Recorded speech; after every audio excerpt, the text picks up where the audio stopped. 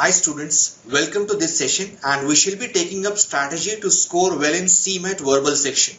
Before moving further, let's look at the overview of this session.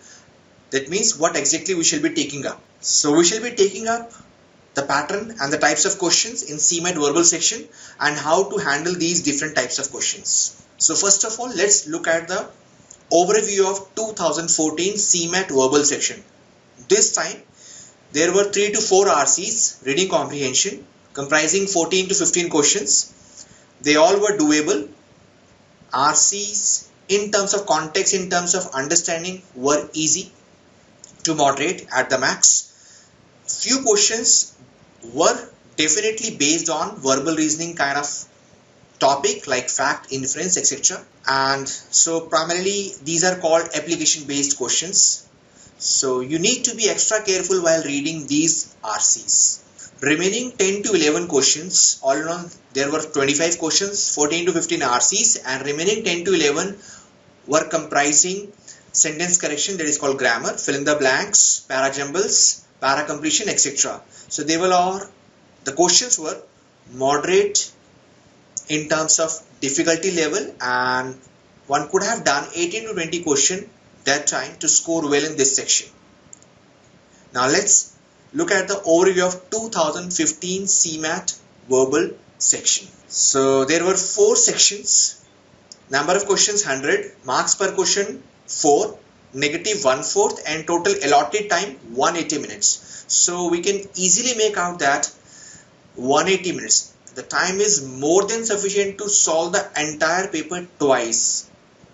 But the catch is that we need to maintain the accuracy as well, and since you will find few questions based on critical reasoning type or verbal reasoning type in RCs also. Overview 2015. The section can be considered well balanced. This time paper had 4 RCs. One RC had 6 questions and other 3 questions each. 15 questions all in all. So we can easily make out that paper was dominated by and will also be dominated by in this year also, this time, reading comprehensions.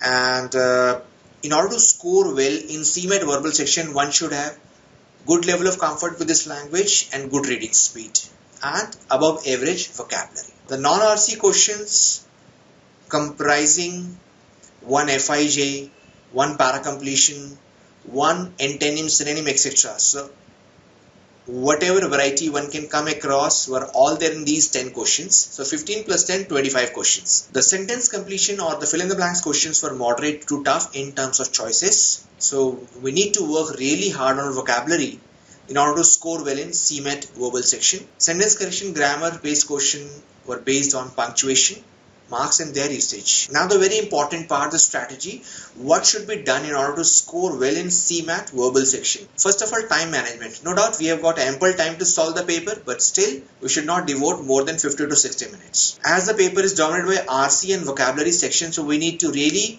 work upon the fundamentals related to these 2 sections. Normally you will find passages easy to moderate, but when you come across application or understanding based questions or extrapolating the understanding of the RC, you need to be extra careful. Revise grammar basics, and the overall the focus should be on increasing the number of attempts also and maintaining the accuracy also, that is score. Let us look at the few sample questions from 2015 CMAT verbal. Now the question number 1 is based on finding an error in the sentence. In this sentence, a few parts are underlined and we need to pick up the part which is incorrect in terms of usage. So the sentence goes like this: frightened, the little girl screamed loud as her neighbor's friendly 9-pound Labrador dog bounded up the sidewalk. If there is no error, then we are supposed to pick up the option number 4. Now on the screamed, look at the word screamed is a verb, and to modify a verb we need an adverb. So in place of loud it should be loudly. So this part is wrong. Therefore answer is option 2. Now in this particular question number 2, we have been given the jumbled sentence. We need to rearrange the parts of the sentence to form logical sentence, meaningfully complete and grammar wise correct. So this is the sentence that you can see on our screen. Next slide you will find 4 options. So these are the four options. If you read the sentence, original sentence again, you will find this question is in the form of cause and effect. So cause should come at the start and after that effect should come. Only option number 2 is making the sense. Therefore the answer. Now the question number 3 is based on analogy. In this we are given one question pair and we have to find out the answer word. One of the words in answer pair. So we have been given foil is to thought. First of all, we need to understand or know the relation between foil and thought. Foil is to stop somebody from doing something, to fail, and thought is also stop somebody from doing something. So they both are synonym of each other. So pick up the choice which is equal to hector in terms of meaning. But the catch here is that hector is very unusual word. We are not even aware of.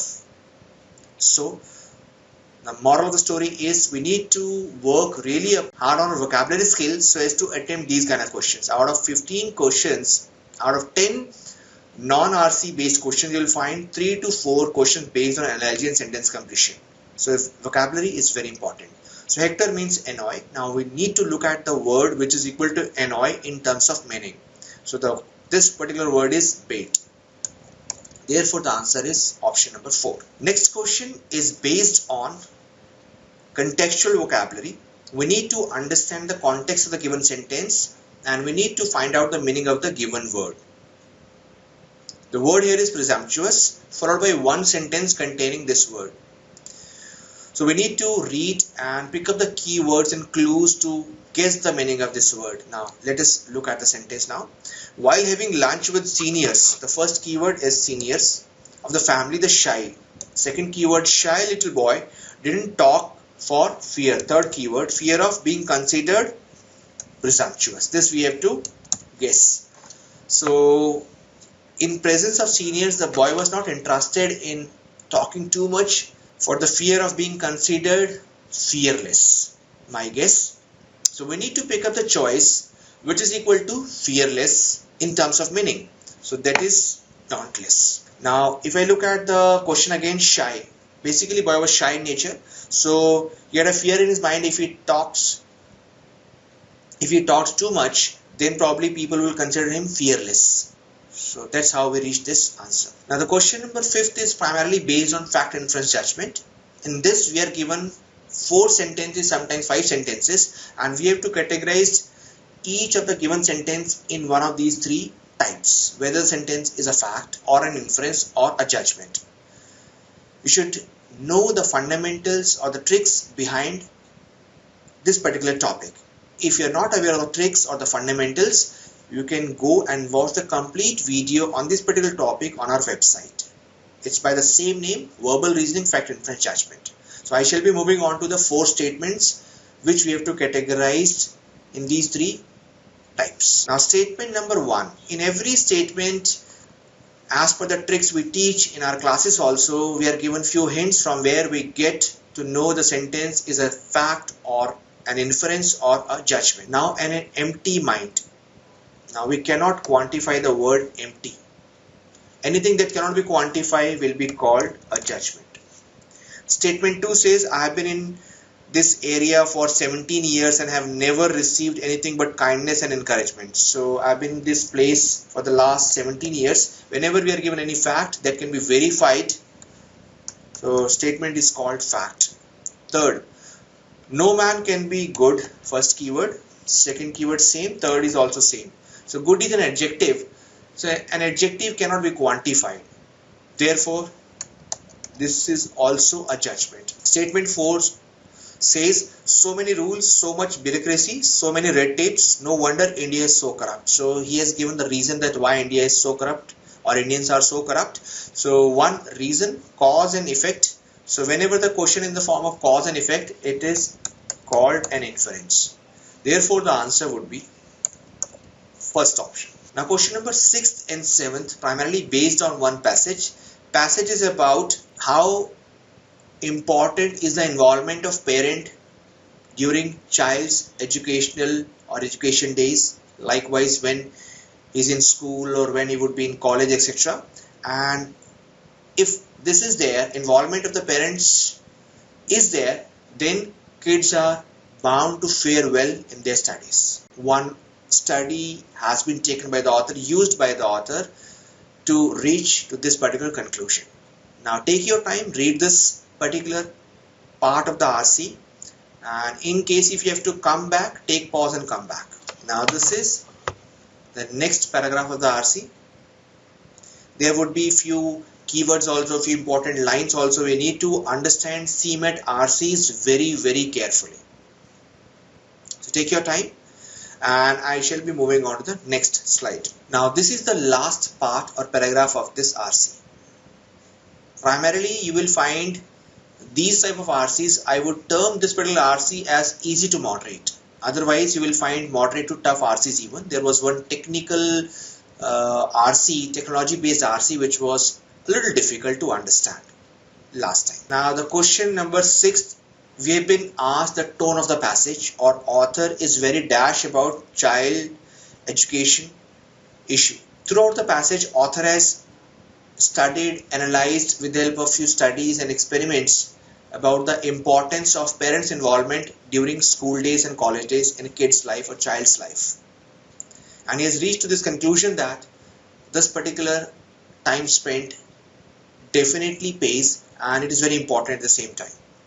So he has analyzed the entire issue. Therefore the tone of the author is, or the author is very analytical about this particular issue. Question number 7, we have been asked which of the following conclusions can be drawn. Now the conclusion that can be drawn, now conclusion is summing up the main idea, and as we have discussed, that author took up one study to prove his point and reached to some conclusion, and this conclusion is reflected in option number 4. Studies consistently show that parents' involvement in education is linked to higher studies achievement. This is one of the lines also in the passage itself. Now the last question is based on sentence rearrangement. We have been given few jumbled up sentences. We need to rearrange them in a proper logical order after understanding the story.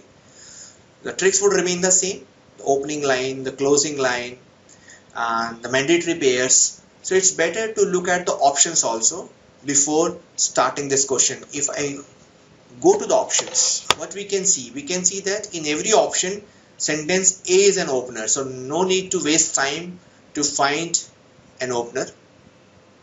So A is already he has given is an opener. So we need to go through this sentence A, what exactly has been said. So it says in 1945 one event, this is the keyword here, event changed the entire political scenario of the Narayanganj.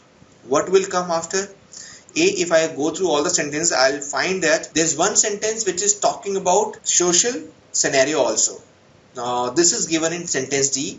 This event thoroughly altered the social situation as well.